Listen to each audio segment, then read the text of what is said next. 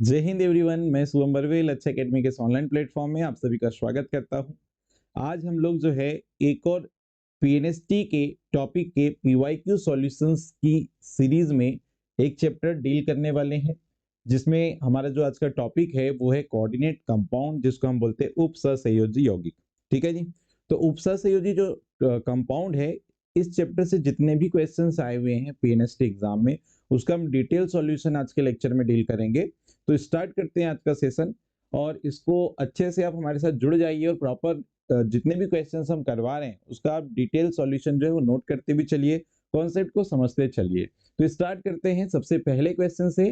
Question number first जो हमारे पास आया है वो कुछ इस टाइप से है। PtCl NH3 whole 5 Cl3। अब देखिए जरा ध्यान से, जो कोऑर्डिनेट कॉम्प्लेक्स होता है, जनरली हम लोग जो है कोऑर्डिनेट कॉम्प्लेक्स जब पढ़ते हैं तो कोऑर्डिनेट कॉम्प्लेक्स के जो टॉपिक टाइप होते हैं उसमें सबसे पहला टाइप जो होता है उसको हम बोलते हैं सिंपल कीटायन कॉम्प्लेक्स एनायन। कैसे पहचानना है वो समझिएगा आप। जब भी हमारे पास कोई कॉम्प्लेक्स दिया जाएगा उसमें सेंट्रल मेटल एटम, उसके साथ में कुछ लिगेंड दिए जाएंगे और उनको बड़ी ब्रैकेट में ऐसे बंद कर दिया जाएगा, और सामने जो है यहाँ पे क्या दिया जाएगा, कोई सिंपल केटायन। यहाँ पे कोई सिंपल केटायन दिया जाता है। अब मैं एक एग्जांपल से आपको इसको बताता हूँ। ये जो स्ट्रक्चर आपको दी जाएगी इसको हम बोलते हैं सिंपल केटायन कॉम्प्लेक्स एनायन। अब ये जो सिंपल केटायन है इसमें कोई भी मेटल दिया जा सकता है, जैसे कि हम यहाँ पे बात करते हैं Na3 FeCN होल 6। ठीक है, ये हमारे पास एक कॉम्प्लेक्स मैंने लिखा हूं।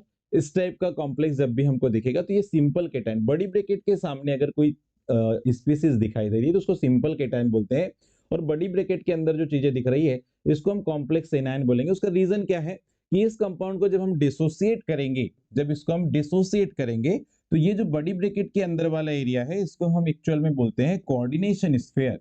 इसको हम बोलते हैं क्या, बताइए, कोऑर्डिनेशन स्फीयर, कोऑर्डिनेशन स्फीयर बोलते हैं।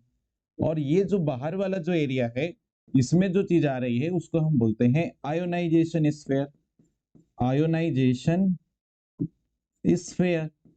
ठीक है, तो जब ये कॉम्प्लेक्स को वाटर में डिसॉल्व किया जाएगा तो आयोनाइजेशन स्फीयर जो होता है बच्चों, ये ब्रेक हो जाता है, ये ब्रेक हो जाता है। लेकिन अगर हम बात करेंगे ये कोऑर्डिनेशन स्फीयर की तो ये ब्रेक नहीं होता है, ये ब्रेक नहीं होता है। इसको अच्छे से आपको याद रखना है। ब्रेक कौन सा होता है, ionisation sphere. Coordination sphere break नहीं होता है। तो इसको जब आप डिसोसिएट करोगे या वाटर में डिसॉल्व करोगे तो यहाँ पे 3 सोडियम आपको आयन मिलेंगे। ठीक है, और यहाँ पर जो कॉम्प्लेक्स है वो कॉम्प्लेक्स आपको कुछ इस टाइप से दिखाई देगा। जितने आपको यहाँ पे केटायन निकलते हुए दिख रहे हैं उतना ही चार्ज, उतने ही अपोजिट चार्ज ये कॉम्प्लेक्स पे छोड़ के जाते हैं। तो ये जो कॉम्प्लेक्स है जब इसको एक्वस सॉल्यूशन पे डिसॉल्व किया जाता है तो यहाँ पे बेटा सिंपल केटायन मिलता है। आपको क्या मिलता है, सिंपल केटायन मिलता है। और ये जो कॉम्प्लेक्स उसके ऊपर नेगेटिव चार्ज आ गया इसलिए इसको हम बोलते हैं कॉम्प्लेक्स एनायन। क्या बोलते हैं, कॉम्प्लेक्स एनायन। बात समझ में आ रही है क्या? ठीक है, तो मैंने जो आपको पहले टाइप का कॉम्प्लेक्स बताया सिंपल केटायन कॉम्प्लेक्स एनायन, इसको बोलते हैं। दूसरे टाइप का जो कॉम्प्लेक्स होता है, इनकी सबकी नेमिंग थोड़ी सी डिफरेंट डिफरेंट है, वो भी अपन समझ लेंगे। दूसरे टाइप का जो कॉम्प्लेक्स होता है बच्चों वो होता है क्या, complex cation, complex cation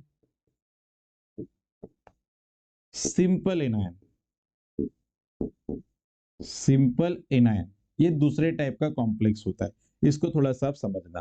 complex cation simple anion को कैसे लिखते हैं, तो बेटा हम लोग सबसे कोऑर्डिनेशन स्फीयर को पहले लिखते हैं जिसमें मेटल के साथ लिगेंड्स आ जाएंगे, और इसके बाद जो चीजें हैं जो लिखी जाएगी वो क्या होता है, एक्चुअल में एनायन होता है। क्या होता है, एनायन होता है।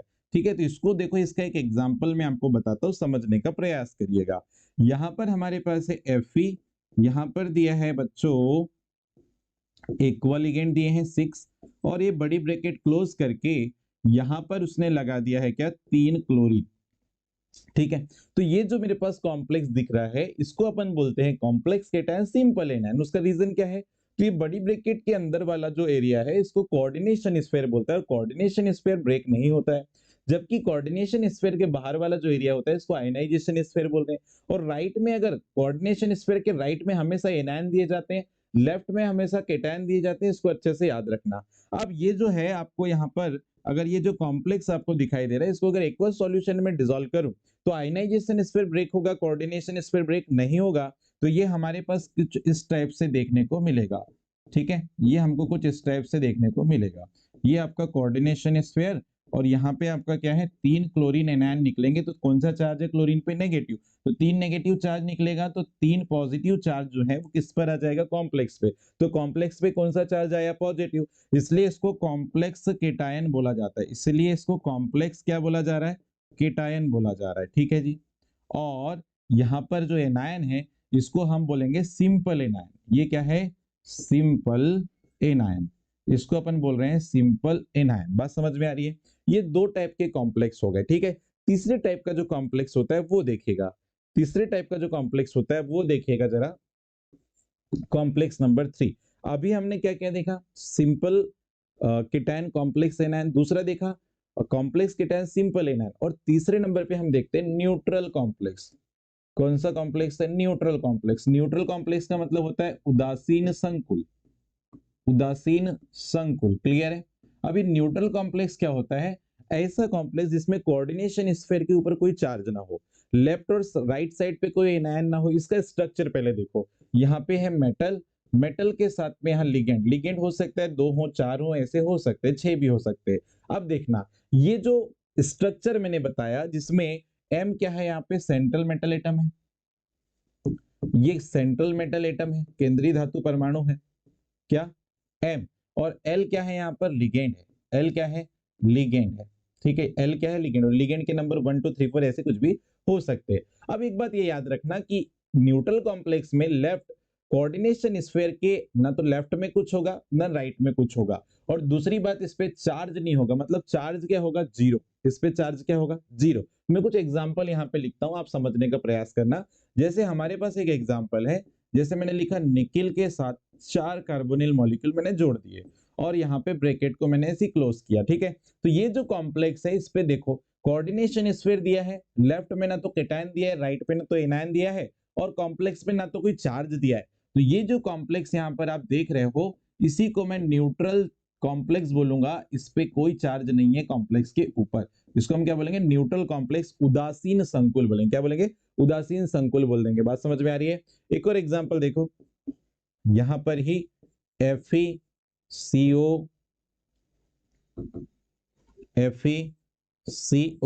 होल 5, ये देखो, ये कॉम्प्लेक्स देख लीजिए आप।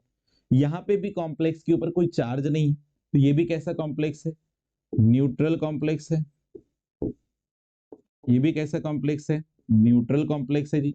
ठीक है, तो आपको ये पहचानने का तरीका मैं बता रहा हूं कैसे पहचानना है। चौथे नंबर पे जो कॉम्प्लेक्स आप देखोगे वो होता है complex cation and complex anion. चौथे नंबर पे है complex cation and complex anion.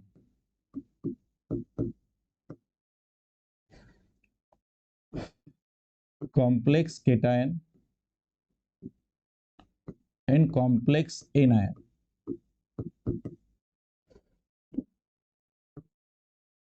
ठीक है, ओके। अब देखिएगा यहाँ पे जरा, कॉम्प्लेक्स केटायन कॉम्प्लेक्स एनायन का मतलब क्या है, मतलब यहाँ पर आपको दो कॉम्प्लेक्स दिए जाएंगे, एक कॉम्प्लेक्स जो होगा वो केटायनिक होगा, एक कैसा होगा, एनायनिक होगा। कैसे पहचानना है वो भी समझिएगा। तो यहाँ पर हम एक एग्जांपल लेके चलते हैं। जैसे हमारे पास दिया है Ag, यहाँ पर दिया है H2O होल ट्वाइस, ये देखो यहाँ पर दिया है AgCN होल ट्वाइस। ये दो कॉम्प्लेक्स हमको दिया है एक साथ में। क्लियर है। अब एक बात सुनो, सिल्वर के साथ, सिल्वर जब भी दो कोऑर्डिनेट बॉन्ड बनाएगा, मतलब सिल्वर के साथ यहाँ पे जो लिगेंड जुड़ा है वो मोनोडेंटेड लिगेंड है। मोनोडेंटेड लिगेंड का मतलब क्या है, ऐसे लिगेंड जिनके जो केवल एक ही जिसकी डेंसिटी कितनी होती है 1, जिसकी डेंसिटी कितनी होती है 1, मतलब ये लिगेंड के साथ केवल सॉरी मेटल के साथ ये जो लिगेंड है एक्वा लिगेंड वो एक ही बॉन्ड बना सकता है। कितने? एक ही बॉन्ड बना सकता है। क्लियर है? तो दो यहाँ पे मोनोडेंटेड लिगेंड जुड़े हैं तो कितने बॉन्ड बना सकते हैं सिल्वर के साथ? दो। इसलिए सिल्वर जो है सिल्वर की कोऑर्डिनेशन नंबर कितनी होगी यहाँ पे? 2। समन्वय संख्या कितनी होगी? 2। कोऑर्डिनेशन नंबर का मतलब क्या होता है? कोऑर्डिनेशन नंबर का मतलब ये होता है कि मेटल जो है उसके साथ लिगेंड जितने कोऑर्डिनेट बॉन्ड बनाएंगे उनके नंबर को हम क्या बोल देते हैं? Coordination number. तो यहाँ मेटल के साथ कितने कोऑर्डिनेट बॉन्ड बनेंगे? 2। यहाँ सिल्वर जो है इसके साथ भी दो मोनोडेंटेड लिगेंड जुड़े हैं साइनाइड, तो ये भी इसकी भी कोऑर्डिनेशन नंबर क्या है? 2। जब भी मेटल में जब भी सिल्वर की कोऑर्डिनेशन नंबर 2 होगी तो उसकी ऑक्सीडेशन नंबर प्लस आती है। इसको अच्छे से याद रखना, +1 आती है। कितनी आती है? +1। मतलब यहाँ पे सिल्वर के केस की अगर मैं बात करूं तो इसकी कोऑर्डिनेशन नंबर समन्वय संख्या कितनी है? 2। तो ऑक्सीडेशन नंबर ऑक्सीकरण संख्या ये कितनी हो जाएगी बेटा? +1 यहाँ पे। क्लियर है? यहाँ पे भी जो सिल्वर है इसकी कोऑर्डिनेशन नंबर कितनी है? 2 है, क्योंकि ये दो कोऑर्डिनेट बॉन्ड बनाना है। और ऑक्सीडेशन नंबर ऑक्सीकरण संख्या ये कितनी हो जाएगी बताओ? ये यहाँ पे भी +1 होगी। अच्छा सर, हम ऑब्जर्व कैसे करेंगे कौन सा कॉम्प्लेक्स केटायन और कौन सा कॉम्प्लेक्स एनायन है? तो अब ध्यान से सुनना, यहाँ जो लिगेंड जुड़ा है बेटा वो लिगेंड कैसा है? Neutral ligand. मतलब न्यूट्रल लिगेंड पे चार्ज क्या होता है? 0। इसलिए जो ऑक्सीडेशन नंबर है यहाँ पर मेटल की वही यहाँ पे अपन ऐसे पावर लगा देते हैं कॉम्प्लेक्स के ऊपर। कॉम्प्लेक्स के ऊपर वही वाला चार्ज लगा देते हैं, तो ये क्या बन गया आपका? केटायनिक कॉम्प्लेक्स। यहां पर आते हैं, यहां पे भी सिल्वर के ऑक्सीडेशन नंबर +1 है, लेकिन यहां पे दो नेगेटिव लिगेंड जुड़े। कितने नेगेटिव लिगेंड जुड़े? दो। और इनकी ऑक्सीडेशन नंबर अगर हम देखेंगे तो साइनाइड पे -1 चार्ज होता है, तो दो साइनाइड है तो भाई -2 चार्ज। -2 से ये +1 माइनस करोगे तो क्या बचेगा? -1। इसलिए इस कॉम्प्लेक्स पे क्या चार्ज लगाओगे? -1। क्या चार्ज लगाओगे बताओ? -1। क्लियर है बात? तो हमारे पास ये जो दो कॉम्प्लेक्स आपको दिखाई दे रहे हैं, एक पे क्या आ गया? पॉजिटिव चार्ज, एक पे क्या आ गया? Negative charge. इसको ऑब्जर्व करना पड़ता है, और ये ऑब्जर्व अगर आप करते हो तभी आप समझ पाओगे। इससे डायरेक्ट क्वेश्चन नीट में भी आया हुआ है। ठीक है जी? तो यहाँ पर दो टाइप के हमारे पास कॉम्प्लेक्स है, एक को हमने बोला केटायनिक कॉम्प्लेक्स, एक को हमने बोला एनायनिक कॉम्प्लेक्स। क्लियर है? तो ऐसे करके हम ऑब्जर्व करते हैं। अब मैं ये क्यों बता रहा हूँ? क्योंकि जब आप क्वेश्चन आ रहे हैं उसमें मैं आपको जब आईयूपीएससी नेमिंग के क्वेश्चंस आपको जब सॉल्व करवाऊंगा तो सबसे पहले आपको ये पता होना चाहिए कि कॉम्प्लेक्स का टाइप कैसे है। क्लियर है? चलिए, तो अब आते हैं हम लोग क्वेश्चन नंबर फर्स्ट पे, जो क्वेश्चन हमको दिया गया था इस क्वेश्चन पे आ जाते हैं। तो देखो, इस कॉम्प्लेक्स में मैंने क्या बोला था कि अगर कोऑर्डिनेशन स्फीयर के बाहर कोई चीज दिख रही है तो वो क्या होता है? एनायन। और अंदर जो होगा उसमें एक मेटल और बाकी सब क्या होंगे? लिगेंड। ठीक है? तो यहाँ पे हम लोग क्या क्या चीजें देख रहे हैं कि ये तो मेरे पास सेंटर मेटल एटम हो गया। ठीक है जी? केंद्रीय धातु परमाणु हो गया। क्लोरीन और जो एमीन है ये क्या है बेटा? लिगेंड है। ये क्या है? लिगेंड। इनको हम बोलते हैं लिगेंड। ओके। और ये कोऑर्डिनेशन स्फीयर के बाहर जो आपको दिखाई दे रहा है इसको हम बोलते हैं एनायन। क्या बोल देते हैं? एनायन।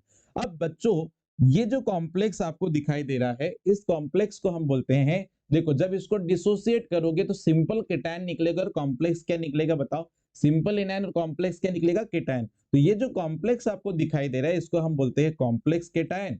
ये कॉम्प्लेक्स का टाइप क्या है?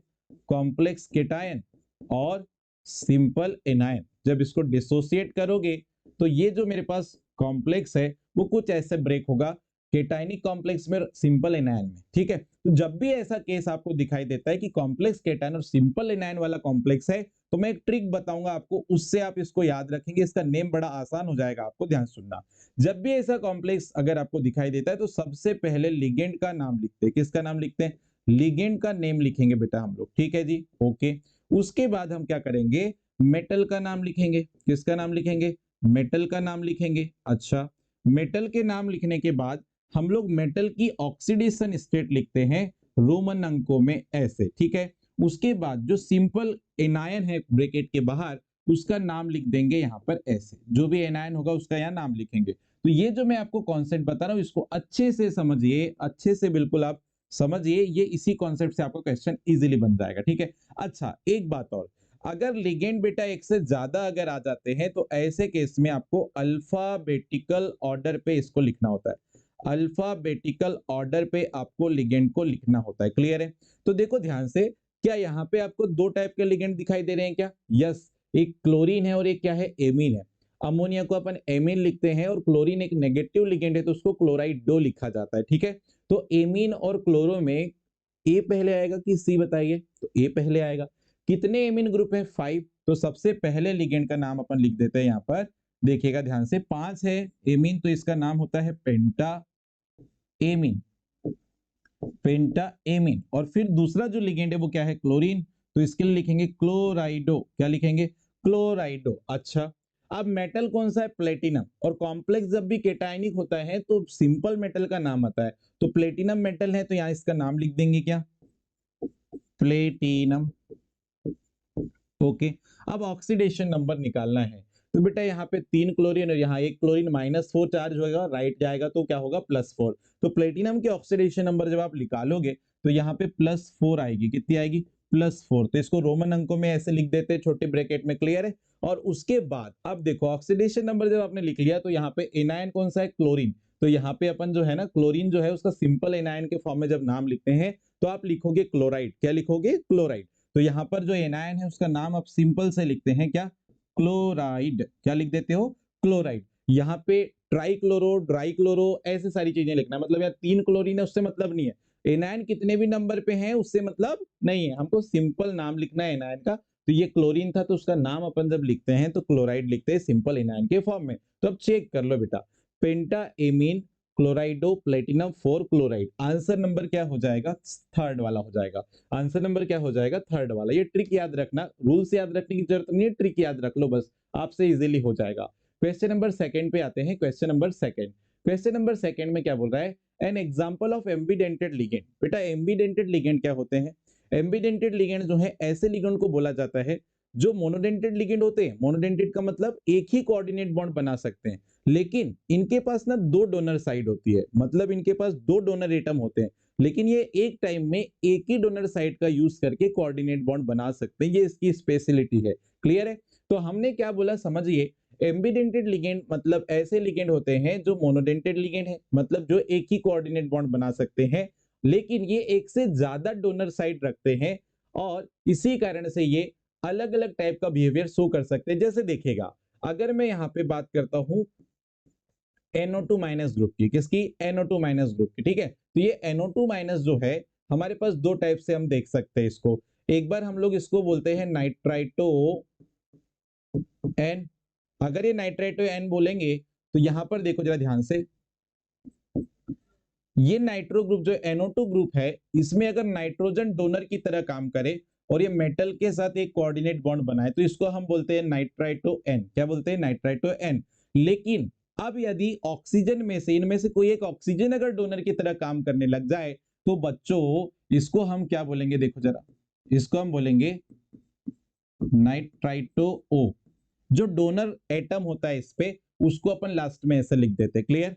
तो यहां पर देखो O and double bond O, और यहां पर जो मेटल है इससे कोऑर्डिनेट बॉन्ड कौन बना रहा है, ऑक्सीजन। तो अभी भी NO2 ग्रुप यहाँ पे भी NO2 ग्रुप है, लेकिन यहाँ डोनर एटम कौन सा है, नाइट्रोजन। यहाँ डोनर एटम कौन सा है, ऑक्सीजन। तो इसलिए इसको हम यहाँ बोलते हैं नाइट्राइटो O। तो लिगेंड तो एक ही है और एक ही कोऑर्डिनेट बॉन्ड भी बना रहा है, लेकिन यहाँ पे डोनर साइड अलग है, यहाँ पे डोनर साइड अलग है। तो ये लिगेंड जो है हम इसको बोलेंगे यहाँ पे क्या, एम्बीडेंटेड लिगेंड। क्या बोलेंगे, एम्बीडेंटेड लिगेंड। अब आप बोल रहे होंगे सर क्या ये एक ही टाइप का है, NO2 माइनस ही क्या बोलना चाहिए, एम्बीडेंटेड लिगेंड होगा क्या, नहीं, यहाँ पे और भी एग्जांपल है, वो भी आप याद रखना। हालांकि हमारा आंसर इससे आ चुका है, एक दो एग्जांपल और याद रखना। जैसे साइनाइड होता है, जैसे क्या होता है, साइनाइड ग्रुप होता है। साइनाइड में क्या होता है, कार्बन डोनर होगा, ये साइनाइड ग्रुप है।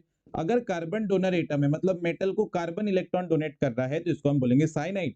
लेकिन अगर इसको मैंने डोनर एटम इसका जो है नाइट्रोजन कर दिया, तो इसको अपन क्या बोलते हैं अब, आइसोसाइनाइड, आइसोसाइनाइड, ठीक है। या आइसो, इसको साइनाइडो, इसको आइसोसाइनाइडो भी बोल सकते हैं, कोई दिक्कत नहीं है।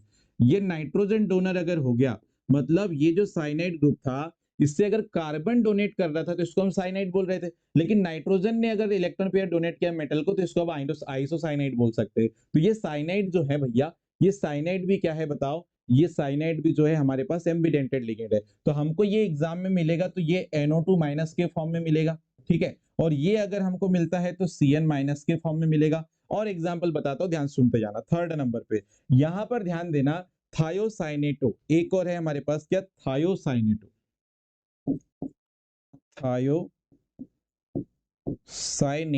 थायोसाइनेटो, ये हमारे पास इसका स्ट्रक्चर, सल्फर अगर क्या कर रहा है, इलेक्ट्रॉन पेयर डोनेट कर रहा है यहां पर, ठीक है, तो इसको हम बोलते हैं थायोसाइनेट, और जनरली नेगेटिव लिगेंड है तो इसको थायोसाइनेटो बोल सकते हैं, कोई दिक्कत नहीं, या थायोसाइनेट भी अपन इसको बोल सकते हैं, लेकिन नेगेटिव लिगेंड है तो थायोसाइनेटो बोलना ज्यादा बेटर है। तो यहां से सल्फर अगर इलेक्ट्रॉन पेयर डोनेट कर रहा है तो अपन इसको थायोसाइनेटो बोल रहे हैं, लेकिन अगर नाइट्रोजन अगर डोनेट करे तो इसको अपन क्या बोल सकते हैं बताओ, आइसो थायोसाइनेटो। ठीक है, तो यहां पर अब कौन डोनेट करेगा बताओ, नाइट्रोजन डोनेट करेगा यहाँ पे क्या, कोऑर्डिनेट बॉन्ड, या sorry lone pair of electron, तो अब इसको बोलेंगे आइसोथायोसाइनेटो। तो ये अगर हमको दिया जाएगा तो ये हमको ऐसे दिया जा सकता है, ऐसे करके। क्लियर? तो अभी मुझे ये जो एम्बिडेंटेड लिगेंड का एग्जांपल पूछा था उसमें हमारे पास आंसर कौन सा हो चुका है, डी वाला हो चुका है। ठीक है, डी वाला यहाँ पे एम्बिडेंटेड लिगेंड है, मतलब इसके पास दो डोनर साइड तो है, लेकिन जब भी ये कोऑर्डिनेट बॉन्ड बनाने पे जाएगा तो ये अपने एक ही डोनर साइड का यूज करता है कोऑर्डिनेट बॉन्ड बनाने के लिए। बात समझ में सबको आई होगी। ऐसे क्वेश्चन 2-3 बार आ चुके हैं, आगे भी हम लोग डील करेंगे, इसलिए इसको अच्छे से नोट कर लीजिएगा, समझ लीजिएगा। बढ़ते क्वेश्चन नंबर 3 पे। क्वेश्चन नंबर 3 में क्या बोला था, NiCl4 मॉलिक्यूल का जो है मैग्नेटिक मूवमेंट आप बता दीजिए, आपको ऐसा क्वेश्चन आया था। मैग्नेटिक मूवमेंट निकालने के लिए क्वेश्चन आपको आया हुआ है। क्लियर है बेटा? मैग्नेटिक मूवमेंट जो है वो डिपेंड करता है, अपने पास जो है ना मैग्नेटिक मोमेंट को अपन रिप्रेजेंट करते हैं म्यू से, और इसका जो फॉर्मूला होता है अंडर रूट एन ब्रैकेट में n+2, ये इसका फॉर्मूला होता है मैग्नेटिक मोमेंट निकालने का। क्लियर है? अब सर यहाँ पे जो स्मॉल एन आपने लिखे हो वो एक्चुअल में क्या है, तो स्मॉल एन का मतलब है यहाँ पे नंबर ऑफ अनपेयर्ड इलेक्ट्रॉन, अयुग्मित इलेक्ट्रॉन की संख्या। यहां पे मैं एक छोटा सा ट्रिक आपको बताऊंगा, ध्यान सुनना। अगर किसी कॉम्प्लेक्स में सेंट्रल मेटल आयन के पास n की वैल्यू 0 है तो मैग्नेटिक मोमेंट भी 0 आएगा। अगर n की वैल्यू 1 है तो म्यू जो है बच्चों 1.8 आता है। अच्छा, इसकी यूनिट ना बोहर मैग्नेटॉन्स होती है, उसको याद रखना, ये बोहर मैग्नेटॉन्स में आता है, bm लिखकर आपको देगा ऐसे। ठीक है, अगर n की वैल्यू क्या दी हुई है 2, तो म्यू की वैल्यू आ जाएगी बेटा 2.8, कितनी आ जाएगी 2.8 बोहर मैग्नेटॉन्स। ठीक है, अगर n की वैल्यू क्या दिया है 3, तो म्यू की वैल्यू क्या आ जाएगी 3.8 बोहर मैग्नेटॉन्स। अगर n की वैल्यू दिया है 4, तो म्यू की वैल्यू आ जाएगी 4.8 बोहर मैग्नेटॉन्स। और यदि n की वैल्यू दिया है 5, तो म्यू की वैल्यू आ जाएगी 5.8। ठीक है, यहीं तक आपको याद रखना, ये शॉर्ट ट्रिक है। मतलब सेंटर मेटल एटम पे अगर आपने किसकी वैल्यू निकाल ली है, अनपेयर्ड इलेक्ट्रॉन की वैल्यू निकाल लिए, तो जितनी अनपेयर्ड इलेक्ट्रॉन की वैल्यू आएगी उसके बाद उसके पॉइंट लगा के आपको 8 याद रखना है, 8 लिख देना है। जैसे 1 अनपेयर्ड इलेक्ट्रॉन आया तो 1.8, 2 अनपेयर्ड इलेक्ट्रॉन आए तो म्यू की वैल्यू 2.8, 3 अनपेयर्ड इलेक्ट्रॉन आए तो 3.8, 4 अनपेयर्ड इलेक्ट्रॉन आए तो 4.8, और 5 अनपेयर्ड इलेक्ट्रॉन आए तो मैग्नेटिक मोमेंट की वैल्यू क्या आ गई 5.8। बात समझ में आ रही है क्या? अब क्वेश्चंस पे आते हैं। क्वेश्चन में जो आपको NiCl4 आयन दिया है, ये NiCl4 आयन जो दिया है, ध्यान से सुनिएगा, NiCl4 आयन जो दिया है, अब इसमें आपको पहले तो मेटल की ऑक्सीडेशन नंबर निकालना है। ठीक है, मैं इसको बेसिक से समझा रहा हूं, फिर मैं मिटा दूंगा, ध्यान सुनना। यहाँ पे बेटा मुझे निकिल की ऑक्सीडेशन नंबर निकालना है, तो निकिल को जैसे के वैसे लिखे, प्लस एक क्लोरीन जो होता है उस पर चार्ज क्या होता है बताओ -1, कितने क्लोरीन है 4, तो यहाँ पे -1 × 4 कर लिया, इक्वल, यहाँ पे जितना चार्ज आ रहा है उसको इक्वल पे लिखा जाता है -2। ठीक है, अब यहाँ पर देखो निकिल, यहाँ पे क्या बचा -4 इक्वल टू -2, ये -4 राइट जाएगा तो +4 हो जाएगा, और +4 से -2 अगर कैंसिल करोगे, ये माइनस करोगे, तो यहाँ क्या बचेगा +2। मतलब यहाँ निकिल की ऑक्सीडेशन नंबर कितनी आएगी +2। इस कॉम्प्लेक्स में निकिल की ऑक्सीडेशन नंबर कितनी है +2। इसको मैं मिटा देता हूँ, इसको आप नोट कर लीजिएगा। क्लियर है? ओके, अब इस कॉम्प्लेक्स में निकिल की ऑक्सीडेशन नंबर है +2। अब ध्यान से मैं एक बात आपको और बताना चाह रहा हूँ, एक कॉन्सेप्ट बताना चाह रहा हूँ, समझना। अगर 3D सीरीज एलिमेंट का आपको थोड़ा सा नॉलेज है तो आपको पता है सबसे पहला नंबर आता है 3D सीरीज में स्कैंडियम, फिर आता है टाइटेनियम, फिर आता है वेनेडियम, फिर आता है क्रोमियम, फिर मैग्नीज, फिर आता है आपके पास आयरन, फिर आता है कोबाल्ट, फिर आता है निकिल, और फिर आता है यहाँ पे कॉपर, और लास्ट में आता है बेटा जिंक। अच्छा, इनका एटॉमिक नंबर आपको सबको क्लियर होगा, नहीं होगा तो समझ लो, स्कैंडियम 21, टाइटेनियम 22, वेनेडियम 23, क्रोमियम है 24, मैग्नीज है 25, आयरन है 26, कोबाल्ट है 27, निकिल है 28, कॉपर है 29 और जिंक है बेटा 30। अच्छा, मैं आपको एक ट्रिक बताने जा रहा हूं, ध्यान से सुनना। अगर अपन ऐसे कॉम्प्लेक्स वाले केस में जब भी आप क्वेश्चन करने जाओगे तो हमको केवल वैलेंस शेल के इलेक्ट्रॉन से मतलब रहेगा, मतलब लास्ट के इलेक्ट्रॉन से मतलब रहेगा, हमको पूरा इलेक्ट्रॉनिक कॉन्फ़िगरेशन रट्टा मारने की जरूरत भी नहीं है। तो देखो ध्यान से कैसे आपको याद रखना है, 3D सीरीज में जो लास्ट आपकी सबसेल होती है वो होती है 4s 3D। ये क्या होती है 4s और 3D। अब ध्यान से सुनना, इसमें ट्रिक क्या है कि सर यहां पर 4s 3D में इलेक्ट्रॉन जाएंगे, ठीक है, तो पहला नंबर जो रहेगा एटॉमिक नंबर का वो पावर बनेगा s की, और दूसरा नंबर जो रहेगा वो पावर बनेगा d की। मतलब अगर स्कैंडियम का आपको इलेक्ट्रॉनिक कॉन्फ़िगरेशन लिखना है तो 4s2 3d क्या कर दोगे 1, बस इतना सा करते जाना है। यहां पर आओ टाइटेनियम में देखो s के ऊपर भी 2 की पावर, d के ऊपर भी 2 की पावर है, तो 4s2 3d क्या हो जाएगा 2। ओके, वेनेडियम में आओ 4s2 3d क्या हो जाएगा 3। ओके, क्रोमियम में आओ, क्रोमियम एग्जेप्शन है अब्बा रूल का, क्रोमियम जो है ये अब्बा रूल का एग्जेप्शन है, तो इसको याद रखना, इसमें 4s में 1 इलेक्ट्रॉन जाएगा और 3d में कितना जाएगा 5। ये एग्जेप्शन केस है अब्बा रूल, अगर आपने पढ़े हो तो आपको पता भी होगा, ठीक है। तो क्रोमियम के केस में 4s में 1 इलेक्ट्रॉन और d में कितने इलेक्ट्रॉन 5 गए। ओके, आते हैं मैग्नीज में, मैग्नीज में क्या आता है यहां देखिएगा, अब 4s में वही रूट चलेगा, 4s में 2 इलेक्ट्रॉन, 3d में कितने हो गए 5। ओके, आयरन, आयरन में पहले कितना देखो 4s पे कितने जाएंगे 2, 3d पे कितना जाएगा 6। यहाँ पे आता है कोबाल्ट, 4s पे कितने 2, 3d में कितने 7।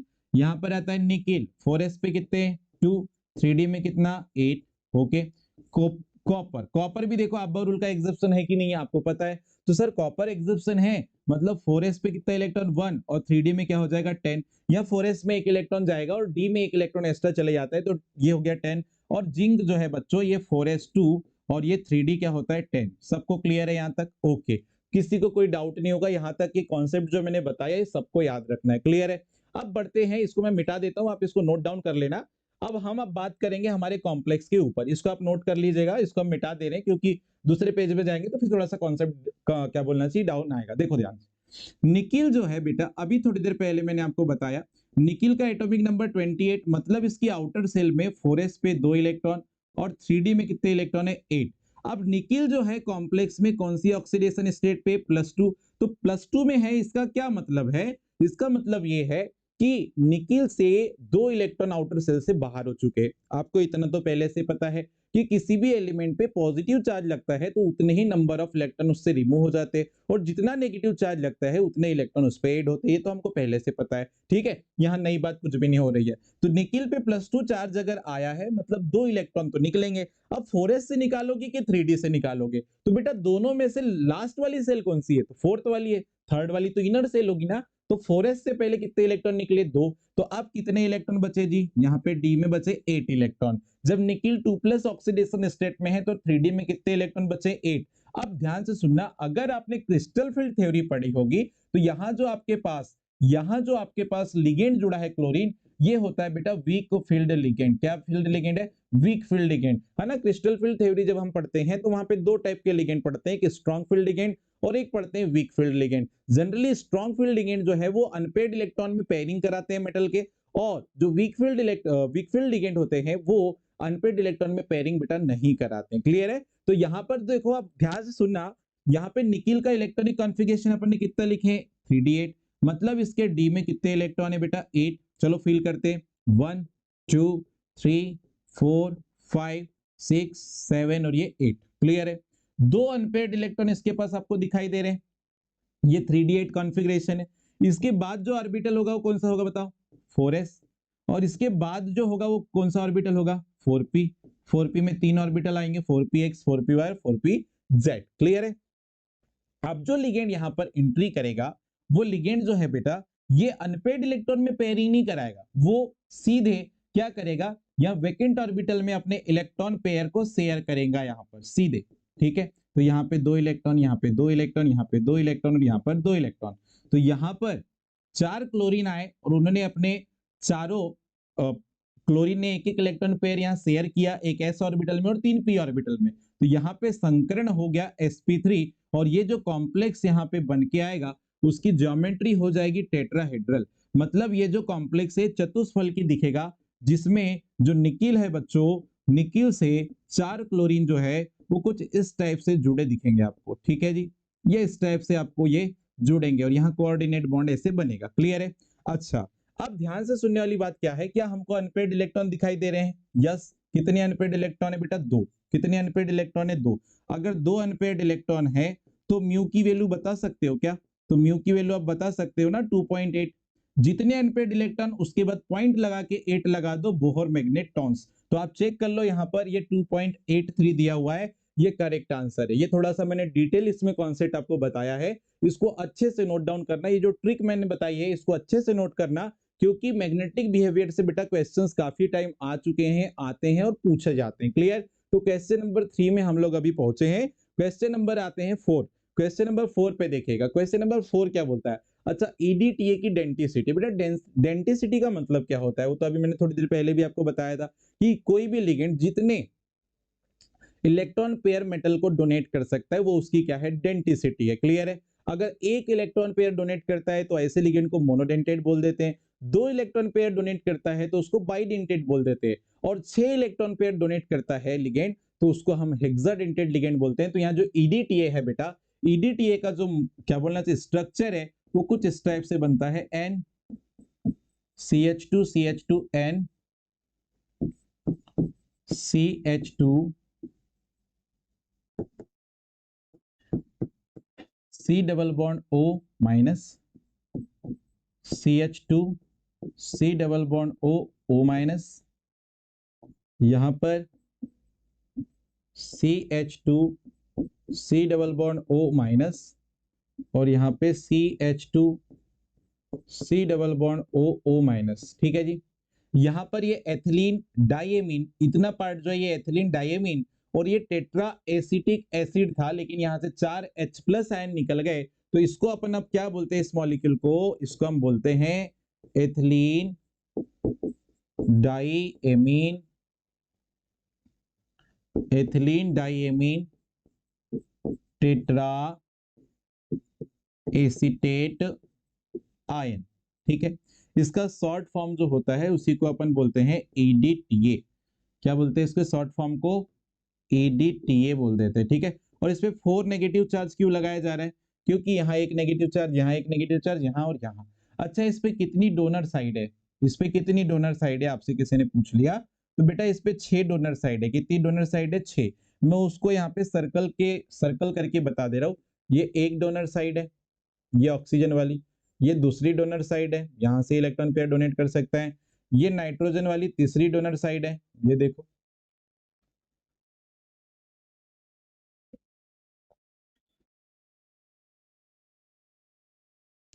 ठीक है। ये तीसरी डोनर साइड है और ये है यहाँ पे चौथी डोनर साइड है, ये चौथी डोनर साइड है। ये यहाँ पे ऑक्सीजन देखो, ये पांचवी डोनर साइड है,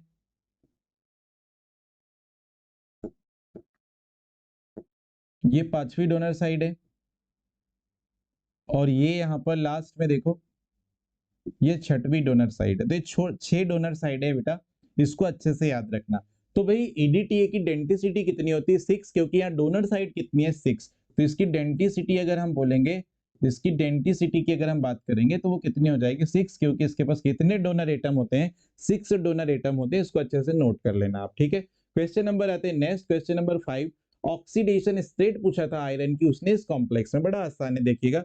ऑक्सीडेशन स्टेट आपको सबको आती होगी, नहीं आती होगी निकालते तो इसको चेक कर लीजिए, इधर सामने फोकस करिए, आपसे आ जाएगी। ये कॉम्प्लेक्स दिया है, ठीक है जी। अब यहाँ पर ध्यान दीजिएगा, जो पोटेशियम होता है इसकी ऑक्सीडेशन स्टेट कितनी होती है? +1। पोटेशियम की ऑक्सीडेशन नंबर +1। कितने पोटेशियम है? 4। तो इसको ऐसे लिख देंगे +1 × 4। प्लस आयरन की ऑक्सीडेशन नंबर निकालना है तो Fe को जैसा का वैसा लिख दो, ठीक है। फिर लगाएंगे प्लस साइनाइड, साइनाइड पे ऑक्सीडेशन स्टेट -1 होती है, सबको पता है, ठीक है। और कितने साइनाइड हैं? 6। तो -1 × 6 कर लो, इक्वल टू 0। कॉम्प्लेक्स में कोई भी चार्ज नहीं है तो इक्वल में क्या लिखोगे? 0। क्लियर है, ये सबको आता है। अब आगे सॉल्व कर लेते हैं इसको आप, चलिए। तो ये कितना हुआ? +4 प्लस Fe -6 इक्वल टू 0। देखो -6 से +4 माइनस करो तो -2 बचेगा, और -2 अगर राइट पे जाएगा तो ये +2 हो जाएगा। क्या हो जाएगा? +2 हो जाएगा। तो करेक्ट आंसर कोई बता सकता है क्या हो जाएगा? ऑक्सीडेशन नंबर ऑफ आयरन यहाँ पे कितनी निकल के आ गई बच्चों? आयरन की ऑक्सीडेशन नंबर निकल के आ गई यहाँ पे +2। कितनी आ गई? +2। बड़ा सिंपल सा क्वेश्चन था, तो ऐसे करके इसको सॉल्व करना था। पीएनएसटी 2016 में क्वेश्चन आया था।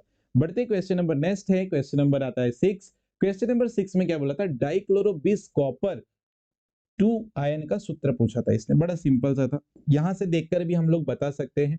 जैसे यहाँ पर डाइक्लोरो, यहाँ पे 2 क्लोरीन तो दिया है, लेकिन यूरिया का जो सूत्र है, यूरिया का सूत्र क्या होता है? यूरिया का सूत्र जो होता है वो होता है C double bond O NH2 NH2। ये मेरे पास यूरिया है। अब उसने 20 वर्ड लगाया, देखो यूरिया के सामने क्या लिखा है? 20। मतलब ये कितने नंबर पे होंगे? 2। मतलब इसको अगर वो लिख रहा है तो इसको ऐसे लिखना था, वो O डबल बॉन्ड C, यहाँ पर है NH2, इसको होल ट्वाइस करना था और इसको ब्रैकेट में लेके फिर होल ट्वाइस करना था, तब जाके इसको हम 20 यूरिया कहते। तो ऐसा कहीं दिख रहा है कि यस, यहाँ पर दिखाई तो दे रहा है, ये ऐसा यहाँ पे दिखाई तो दे रहा है, लेकिन बच्चों क्या आपको वहां क्लोरीन दिख रहा है? नहीं। डाइक्लोरो भी तो बोला है सामने, नहीं दिख रहा है। यहां देखो, यहां डाइक्लोरो 20 यूरिया कॉपर, देखो ये तो आपका यूरिया जो है वो न्यूट्रल लिगेंड है, तो जो ऑक्सीडेशन स्टेट यहाँ डिटरमाइन होगी वो क्लोरीन लिगेंड से डिसाइड होगी। तो क्लोरीन पे क्या चार्ज है? -1, तो 2 क्लोरीन है तो -2 चार्ज राइट जाएगा तो +2 हो जाता है। तो बिल्कुल करेक्ट आंसर यहाँ पे कौन सा हो जाएगा? सी। देखकर आंसर आप यहाँ पे बता सकते थे, आंसर नंबर क्या हो जाएगा? सी। चलिए बढ़ते क्वेश्चन नंबर 7 पे। देखो क्या बोला था? CrH2O6 एक कॉम्प्लेक्स है जिसपे ऑक्सीडेशन नंबर क्या होगी? अगर आपको ये पता होता कि 3D सीरीज के जो मेंबर है, जनरली 3D सीरीज के जो मेंबर है, जनरली बोल रहा हूं मैं, 3D सीरीज के जनरली जो मेटल आते हैं, अगर वो +3 ऑक्सीडेशन स्टेट पे होते, कौन सी? +3 ऑक्सीडेशन स्टेट में होते हैं, तो वो हमेशा ऑक्टाहेड्रल कॉम्प्लेक्स ही बनाते हैं। क्या बनाते हैं? Octahedral complex. अब ऑक्टाहेड्रल कॉम्प्लेक्स की क्या कहानी, कैसे पहचानोगे? तो बेटा ऑक्टाहेड्रल कॉम्प्लेक्स में आपको ये देखना है कि मेटल के साथ जो लिगेंड जुड़े हैं, मेटल के साथ जो लिगेंड जुड़े हैं वो अगर मोनोडेंटेड लिगेंड है, कौन से डेंटेड लिगेंड है? मोनोडेंटेड। तो मोनोडेंटेड लिगेंड जुड़े होंगे तो कितने जुड़े होंगे? 6। ठीक है, तो ऐसे केस में ये जो लिगेंड है वो कैसे हो? मोनोडेंटेड हो। मोनोडेंटेड लिगेंड अगर होंगे तो कितने जुड़े होंगे? 6। तो ऐसे केस में मेटल के ऑक्सीडेशन नंबर क्या है? +3। दूसरा केस ये हो सकता है अगर बाइडेंटेड लिगेंड जुड़े, तो यहाँ पे मेटल के साथ अगर बाइडेंटेड लिगेंड जुड़ेंगे तो 3 होंगे। ठीक है, तो ऐसे केस में ये जो मेटल के साथ लिगेंड जुड़ा है इसको मैं बोल रहा हूँ ये बाइडेंटेड लिगेंड है। कैसा लिगेंड है? Bidentate ligand. मैं एग्जांपल भी लिख देता हूँ अभी, ये बाइडेंटेड लिगेंड है। ठीक है, तो बाइडेंटेड लिगेंड 3 जुड़ रहे, तो एक लिगेंड 2 बॉन्ड बनाएगा, तो 3 लिगेंड कितने बनाएंगे? 6। तो 6 कोऑर्डिनेट बॉन्ड बनना चाहिए, तो यहाँ पे भी ऑक्सीडेशन नंबर कितनी होगी? +3। तो हम कहना ये चाह रहे हैं कि मेटल के साथ अगर कितने लिगेंड बॉन्ड बना रहे हैं, वो हो सकता है 6 लिगेंड हो सकता है 3 लिगेंड हो, लेकिन कितने बॉन्ड बन रहे हैं वो इंपॉर्टेंट है। तो मेटल के साथ कितने कोऑर्डिनेट बॉन्ड बन रहे होंगे? 6। तो ऐसे केस में बेटा, ऐसे केस में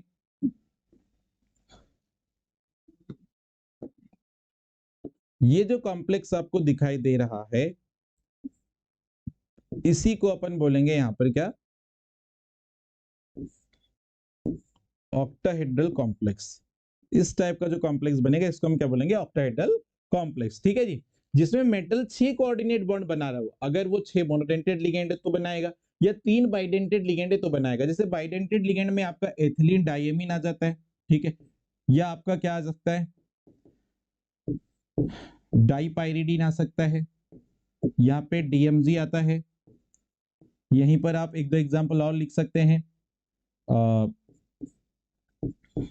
डीएमजी आप लिख सकते हो यहाँ पर। ठीक है, ऐसे कुछ एग्जांपल हैं, और भी एग्जांपल आ जाते हैं यहाँ पर। तो ये बाइडेंटेड लिगेंड में, और मोनोडेंटेड लिगेंड में आपका क्लोरीन हो गया, ब्रोमीन हो गया, OH- आ गया, ठीक है, वाटर आ गया, एक्वा बोलते हैं जिसको, NH3 अमोनिया, एमीन आ गया। तो ये मोनोडेंटेड लिगेंड के एग्जांपल है। तो हमको क्या बोला था वो समझ लो, क्रोमीन के साथ जो है, क्रोमियम के साथ सॉरी, 6 यहाँ पर एक्वा लिगेंड जुड़े थे। मतलब यहाँ जो है ये जो एक्वा है ये मोनोडेंटेड लिगेंड है। कैसा लिगेंड है? मोनोडेंटेड लिगेंड है। कितने मोनोडेंटेड लिगेंड जुड़े बताओ जरा, कितने मोनोडेंटेड लिगेंड जुड़े बताओ जरा? तो भाई 6 मोनोडेंटेड लिगेंड जुड़े हैं, और 6 मोनोडेंटेड लिगेंड जुड़े तो यहाँ X जो होगा वो क्या होगा? +3 होगा। हमेशा +3 ऑक्सीडेशन स्टेट में ही ऑक्टाहेड्रल कॉम्प्लेक्स बनाते हैं, क्योंकि मोर स्टेबल कॉम्प्लेक्स होता है, ये मोर स्टेबल कॉम्प्लेक्स होता है, इसलिए जनरली 3D सीरीज में तो याद ही रखेंगे +3 ऑक्सीडेशन स्टेट में जो मेटल है वो ऑक्टाहेड्रल कॉम्प्लेक्स बनाते हैं, और यहाँ ऑक्टाहेड्रल कॉम्प्लेक्स बन रहा है इसलिए x की वैल्यू जो है वो क्या आ जाएगी, +3 आ जाएगी। बढ़ते हैं नेक्स्ट क्वेश्चन पे। क्वेश्चन नंबर आता है 8, DsP2 संकरण। बेटा जब भी अगर DsP2 संकरण आप किसी मॉलिक्यूल में देखोगे तो उसकी जो ज्योमेट्री है वो आती है स्क्वायर प्लेनर। कैसी आती है बताओ, स्क्वायर प्लेनर। इसको हम हिंदी में बोलते हो वर्ग समतली। कैसी ज्योमेट्री बोलते हो आप, वर्ग समतली ज्योमेट्री आप इसको बोलते हो, ठीक है जी। अब बढ़ते हैं, यहाँ पर 4 ऑप्शन है। तो बेटा स्क्वायर प्लेनर कॉम्प्लेक्स जब भी होगा तो इस पे आपको एक बात याद रखनी है, इसका स्ट्रक्चर मैं आपको पहले बना के बताता हूं। मेटल के साथ 4 कोऑर्डिनेट बॉन्ड बनने चाहिए, कितने, 4। या फिर मोनोडेंटेड लिगेंड जुड़े हैं तो मोनोडेंटेड लिगेंड कितने जुड़े होने चाहिए, 4, तब जाके 4 बॉन्ड बनेंगे, ठीक है। और ये आपस में जब आप इसको जोड़ोगे, जब ये लिगेंड्स को आपस में अपन जोड़ेंगे तो एक स्क्वायर बन जाएगा। क्या बन जाएगा, एक स्क्वायर बनेगा ऐसे, ठीक है। तो इसको स्क्वायर प्लेनर कॉम्प्लेक्स बोलते हैं। मतलब लिगेंड जो है वो मोनोडेंटेड होंगे तो 4 जुड़ने चाहिए। तो यहाँ देखो पहले वाले में कितने लिगेंड जुड़ रहे हैं, 6। मोनोडेंटेड तो है लेकिन 6 लिगेंड थोड़ी ना जुड़ेंगे। लास्ट वाले में भी मोनोडेंटेड लिगेंड जुड़ रहे हैं, कितने, 6। तो दो तो ऑप्शन पहली फुर्सत में गलत हुए। अब बचते हैं हमारे पास 2 ऑप्शन। तो पहले ऑप्शन पे आते हैं। पहला ऑप्शन जो है आपके पास सेकेंड नंबर वाला, सेकेंड नंबर वाले ऑप्शन में आपको दिया है NiCN4 होल ट्वाइस, और इस पे चार्ज कितना है, 2- आयन दिया हुआ है, ठीक है। यहाँ आप ऑक्सीडेशन नंबर निकालते हो किसकी, निकिल की। तो बेटा यहाँ ऑक्सीडेशन नंबर जो है निकिल की +2 आएगी। कितनी आ जाएगी, +2। तो ऑक्सीडेशन स्टेट +2 आ रही है तो इसका इलेक्ट्रॉनिक कॉन्फ़िगरेशन हो जाएगा 3d8। और 3d8 यहाँ इलेक्ट्रॉनिक कॉन्फ़िगरेशन अगर होता है तो d ऑर्बिटल में कितने इलेक्ट्रॉन आए हैं, 1 2 3 4 5 6 7 और ये 8, और 2 अनपेयर्ड इलेक्ट्रॉन रह गए, ठीक है जी। ये 3d ऑर्बिटल की कहानी है। इसके बाद कौन सा ऑर्बिटल होगा यहाँ पे, 4s, और इसके बाद 3 क्या होंगे बेटा, 4p ऑर्बिटल होंगे। अब ध्यान से सुनना, कॉम्प्लेक्स में जो लिगेंड जुड़ा है यहाँ पे, ये है carbon donor ligand. Carbon donor ligand जो होते हैं वो स्ट्रॉन्ग फील्ड लिगेंड होते हैं, और स्ट्रॉन्ग फील्ड लिगेंड जो है ये पेयरिंग कराते हैं। पेयरिंग किसकी कराएंगे, पेयरिंग करवाते हैं किसकी, अनपेयर्ड इलेक्ट्रॉन की। अनपेयर्ड इलेक्ट्रॉन की क्या कराते हैं, ये पेयरिंग करा देते हैं बेटा, ठीक है। तो यहाँ पे कितने अनपेयर्ड इलेक्ट्रॉन है बताओ, 2। तो अब जैसे ही साइनाइड लिगेंड इसके पास आएगा बॉन्ड फॉर्मेशन के लिए, ओवरलैपिंग जब होगी इनमें, तो यहाँ पे बेटा जो अनपेयर्ड इलेक्ट्रॉन थे 2, वो अब क्या बना लेगी, ये वाला अनपेयर्ड इलेक्ट्रॉन आ जाएगा यहाँ पे, ठीक है। ये क्या है ऑर्बिटल 4s, और ये क्या है 4p, ठीक है जी। तो अब बताओ, अंदर वाले सेल का एक d ऑर्बिटल खाली हो गया है, तो एक साइनाइड आएगा वो अंदर वाले ऑर्बिटल में एक इलेक्ट्रॉन पेयर शेयर करेगा, दूसरा साइनाइड लिगेंड आएगा वो 4s पे एक इलेक्ट्रॉन डालेगा, और 2 साइनाइड लिगेंड जो आएंगे वो लास्ट के 2 4p ऑर्बिटल में इलेक्ट्रॉन डालेंगे। तो इस प्रकार से अब जब आप हाइब्रिडाइजेशन देखोगे तो d में एक इलेक्ट्रॉन पेयर, s में एक इलेक्ट्रॉन पेयर, और 2 p में इलेक्ट्रॉन पेयर शेयरिंग हो रही है। तो यहाँ जो संकरण बनेगा वो बनेगा DsP2। अंदर वाली सेल का एक d ऑर्बिटल, बाहर वाली सेल का एक s, और बाहर वाली सेल के 2 p ऑर्बिटल पार्टिसिपेट कर रहे हैं। तो संकरण क्या होगा, DsP2। और हमको यही तो पूछा था उसने, DsP2 संकरण कौन से मॉलिक्यूल में होगा। तो हमारा करेक्ट आंसर ये है, इसको अपन बोलते हैं इनर ऑर्बिटल कॉम्प्लेक्स। इसको इनर ऑर्बिटल कॉम्प्लेक्स भी बोला जाता है। इनर ऑर्बिटल कॉम्प्लेक्स का मतलब है आंतरिक कक्षक संकुल। क्लियर। तो हमारा करेक्ट आंसर हो जाएगा बी। और लास्ट वाला जो सी वाला एक ऑप्शन छूट रहा है, इसको भी मैं आपको समझा देता हूं, समझ लीजिएगा। चलो इसको आप नोट डाउन कर लेना, इसको मैं मिटा के जस्ट एक आंसर तो हमारा आ गया है बी वाला। सी वाले ऑप्शन को भी मैं समझा देता हूं, आप इसको समझने का प्रयास करना, ठीक है जी। सी वाला ऑप्शन भी अपन देख लेते हैं, सी वाला ऑप्शन भी अपन देख लेते हैं कि ये वाला जो है इसमें क्या कॉम्प्लेक्स बनेगा, ठीक है। तो यहां देखिएगा थोड़ा सा,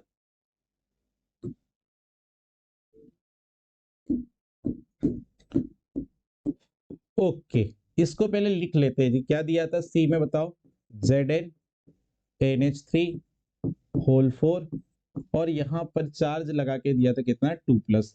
अब देखो यहाँ जो एमीन जुड़ा हुआ है, जिंक से जो एमीन लिगेंड जुड़ा है बेटा, उसका, इसके बारे में आप क्या जानते हो कि ये न्यूट्रल लिगेंड है। न्यूट्रल लिगेंड है तो इस पे चार्ज क्या होगा, 0। चार्ज क्या होगा, 0, या ऑक्सीडेशन स्टेट एमीन की क्या होगी, 0।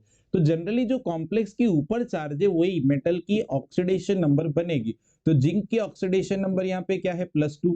अब जिंक का जनरल इलेक्ट्रॉनिक कॉन्फ़िगरेशन जो होता है, जिंक का एटॉमिक नंबर 30, मतलब इसकी आउटर सेल में 4s पे 2 इलेक्ट्रॉन और 3d में 10 इलेक्ट्रॉन होते हैं। जब +2 ऑक्सीडेशन स्टेट में ये होगा तो 4s से 2 इलेक्ट्रॉन बाहर चले जाएंगे, तो इसका इलेक्ट्रॉनिक कॉन्फ़िगरेशन अब क्या बचा, जिंक का 3d10 और 3d10 बचा है, मतलब इसके अगर मैं इलेक्ट्रॉन डिस्ट्रीब्यूशन करूं d ऑर्बिटल में, तो भाई d ऑर्बिटल इसके पास तो कंप्लीटली फिल है कि नहीं है। तो अब जो लिगेंड आएगा वो इलेक्ट्रॉन कहां पे डालेगा बताओ, अपने लोन पेयर ऑफ इलेक्ट्रॉन को या तो 4s पे या 4p ऑर्बिटल में डालेगा। 3d तो ऑलरेडी पैक है, तो यहां पर जो आपके पास एमीन लिगेंड आ रहे हैं, ये एमीन लिगेंड अपने इलेक्ट्रॉन पेयर को जो है वो इसके वैकेंट ऑर्बिटल में फील करेंगे। तो एक s ऑर्बिटल में और 3 p ऑर्बिटल में यहाँ इलेक्ट्रॉन पेयर को ये शेयर करके 4 कोऑर्डिनेट बॉन्ड बनाएंगे। तो यहाँ जो संकरण होगा उसमें एक s ऑर्बिटल और 3 p ऑर्बिटल भाग ले रहे हैं, तो यहाँ पे sp3 संकरण होगा।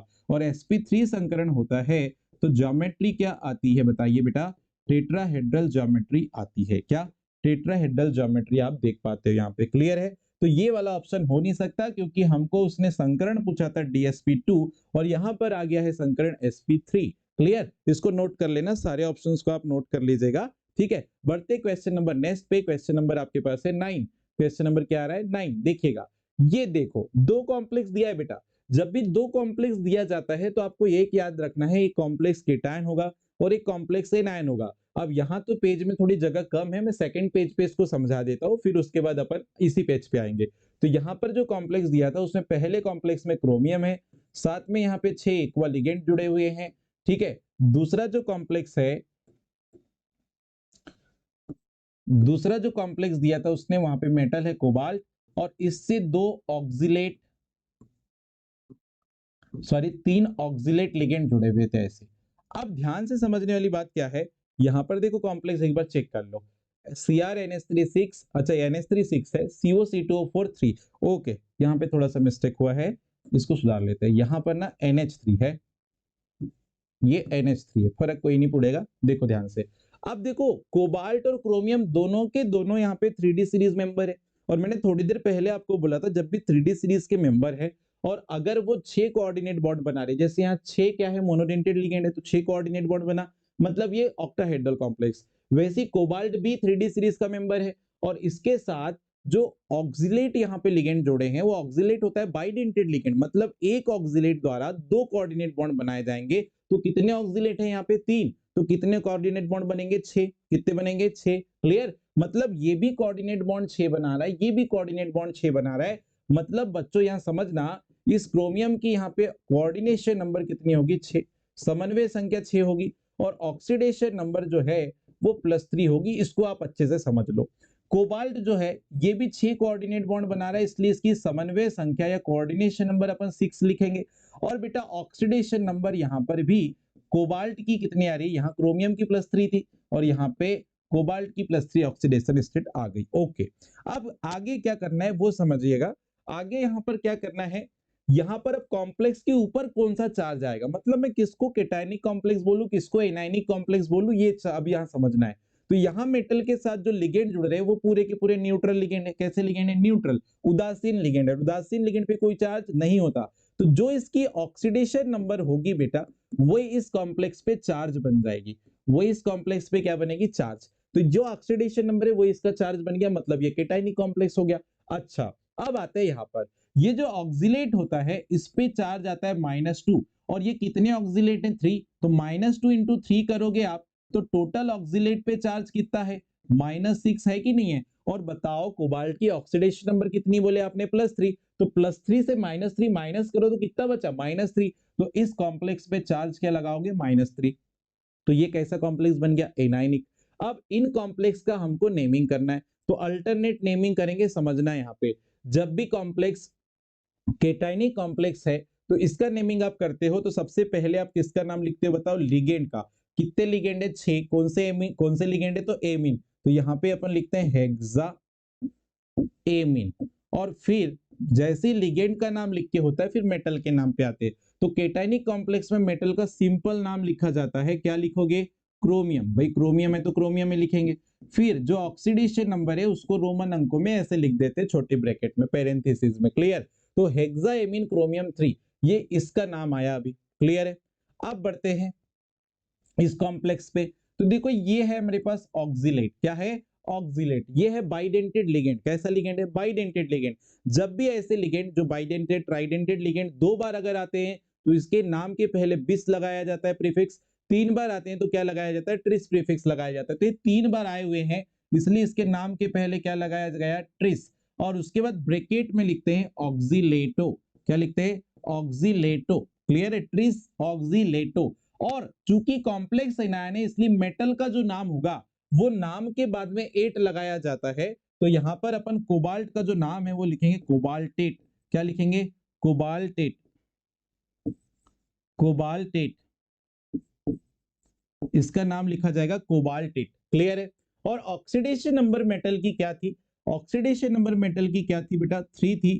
तो मेटल के नाम के बाद ये ऑक्सीडेशन नंबर भी आप लिख देते हो। ठीक है? तो ये नाम आप सर्च कर लो, आपका आंसर आ चुका है। तो बढ़िए, देखिए यहां पर हेक्साएमीन क्रोमियम। हेक्साएमीन क्रोमियम। ठीक है? हेक्साएमीन क्रोमियम कहां कहां दिख रहा है? यहां दिख रहा है हेक्साएमीन क्रोमियम, यहां पे भी दिख रहा है, यहां पे भी हेक्साएमीन क्रोमियम दिख रहा है। यहां तो क्रोमेट लगा दिया है, गड़बड़ है, डी वाला नहीं हो सकता। ऑक्सीडेशन नंबर यहाँ 2 दे रहा है, 2 नहीं है, ये भी गड़बड़ हो गया। 3 ऑक्सीडेशन नंबर हमको देखना है यहाँ पे। ठीक है? यहां तक तो ठीक है। आगे बढ़ते हैं। Tri oxalato cobaltate. देखो ट्राई लिखा है, ट्राई थोड़ी ना होगा। अच्छा, इसमें भी ट्राई लिखा है। ओके, मैं इसको सुधार देता हूँ, ट्राई नहीं होगा बेटा। बाकी तो ठीक है। ऑक्सिलेटो कोबाल्टेट, यहाँ पे ट्राई ऑक्सिलेटो कोबाल्टेट। ओके, यहाँ एक जगह ट्राई है तो एक जगह ट्रिस हमको करना पड़ेगा। यहाँ पर एक जगह मिस्टेक है, इसको अपन सुधार देते हैं। ये ट्रिस को अपन ट्राई कर देते हैं यहाँ पर। ठीक है? और ये हमारा आंसर हो जाएगा। इसको कर देना आप ट्रिस, और ये हो गया आपका ऑक्सिलेटो। ठीक है? Tris oxalato cobaltate. ठीक है जी? तो ये हमारा करेक्ट आंसर हो जाएगा। ये प्रिंटिंग में थोड़ा सा मिस्टेक है, ए वाला करेक्ट आंसर हो जाएगा। सी में क्या है? ट्रिस। ये ट्राई लिखा हुआ था, ट्राई तो ट्राई नहीं होगा यहाँ पे, क्योंकि बाइडेंटेड लिगेंड का जब भी आप नाम लिखते हो तो प्रीफिक्स में आपको अगर दो बार बाइडेंटेड लिगेंड है तो बिस लगाते हो, तीन बार है तो ट्रिस लगाते हो। तो यहाँ ट्रिस लगेगा ना कि ट्राई लगेगा। ये चीज इंपॉर्टेंट है, अच्छे से समझ लो। ठीक है? पहला नंबर का आंसर हो जाएगा हेक्साएमीन क्रोमियम 3, सॉरी क्रोमियम 3, फिर ट्रिस ऑक्सिलेट टू कोबाल्टेट। ये इसका करेक्ट आंसर हो जाएगा। क्लियर है? ये मैंने वही लिखकर आपको बताया है। बढ़ते क्वेश्चन नंबर 10 पे। क्या बोला गया था? NiCO4 में निकिल की ऑक्सीकरण स्टेट बताओ। अच्छा बेटा, अभी थोड़ी देर पहले ही बताया था मैंने, अगर आपके पास कॉम्प्लेक्स में मेटल के साथ कोई भी लिगेंड जुड़ा है और इस पे कोई चार्ज नहीं, तो न्यूट्रल कॉम्प्लेक्स है। और यहाँ पर जो लिगेंड आपको दिख रहा है, ये लिगेंड भी यहाँ जो दिया है ये न्यूट्रल लिगेंड है, मतलब इस पे कोई चार्ज नहीं है। इसी कारण से निकिल की ऑक्सीडेशन नंबर इस कॉम्प्लेक्स में 0 होगी। क्या हो जाएगी? 0 हो जाएगी। तो करेक्ट आंसर यहाँ पे क्या हो जाएगा? बी वाला हो जाएगा। क्या हो जाएगा?